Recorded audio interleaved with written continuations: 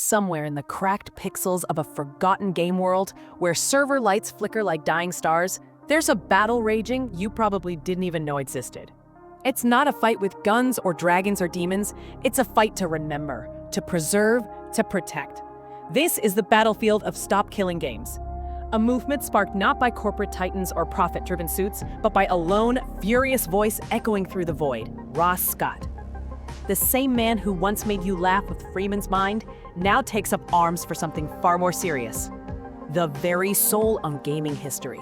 His weapon, relentless passion. His enemy, the silent executioners of your digital childhood. You see, the gaming world has a disease. It's called deletion. Maybe you felt it without realizing.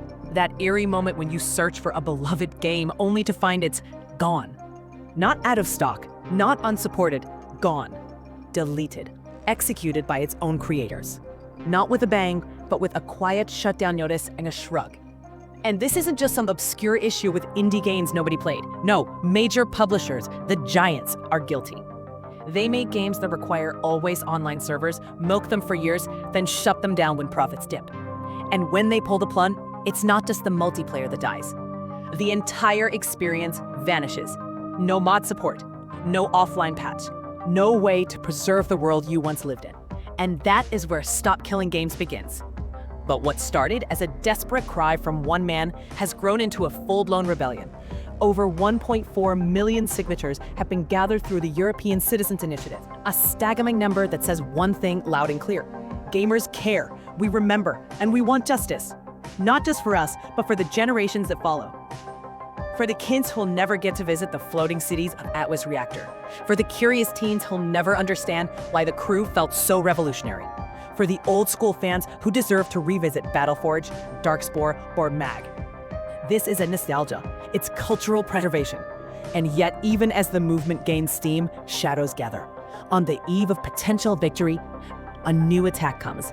Not from trolls, not from critics, but from bureaucracy itself. An anonymous complaint is filed with the EDU, accusing Stop Killing Games of systematic concealment of funding. The basis? That Ross Scott worked too hard. Yes, you read that right. The complaint claims that because Scott volunteered up to 14 hours a day for the campaign, his time counts as financial contribution, to the tune of over €100,000 in market value. Therefore, they argue, the campaign broke EU rules by not disclosing this as funding. It's absurd. It's laughable. But it's real. And here's the kicker. The rules specifically say that volunteer time isn't considered funding.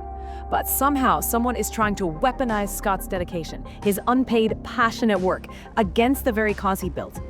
It feels less like a technicality and more like sabotage. Like someone in the industry wants to see this movement fail. Someone who's afraid of what might happen if governments start listening. Someone who fears a future where publishers are accountable for their creations. After all, if we can force them to preserve games, they can't just disappear the ones that flopped. They can't just erase their mistakes. They can't just kill what they no longer wish to support. Ross himself responded in the only way he knows, with honesty, clarity, and a bit of righteous fury. In a video breakdown of the complaint, he explains that as an American, he can't even officially be an organizer of the EU petition. The actual organizers? EU citizens who followed every rule, crossed every T, dotted every I. They even asked the EU back in 2024 whether Ross's role was acceptable. The answer was yes. Everything was above board. Everything was by the book. So why the complaint now? Why the attack at the final hour? Because Stop Killing Games is working, that's why. Because it's scaring people in power. It's reminding the industry that we remember, that we have receipts, that we don't just buy games, we live in them, we grow up in them, and we won't let them be erased. Not without a fight. This whole story feels like something out of a dystopian RPG.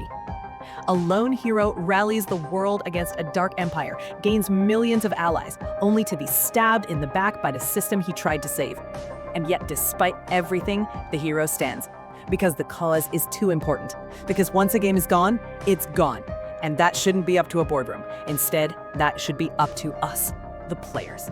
So here we are, July 31st looms. The EU will soon decide whether to act on the petition, whether to enshrine preservation into law, whether to tell publishers no more silent executions, no more server kills, no more murder of art in the name of quarterly profits. And whether or not that happens, one thing is clear. The movement has already changed the conversation. Stop killing games is no longer a fringe idea. It's a rallying cry, a demand, a reckoning. Because gaming is more than a product. It's memory, it's emotion, it's legacy, and it deserves to be protected. For every world we've lost, for every server we've buried, for every game they tried to erase, we remember. And we fight.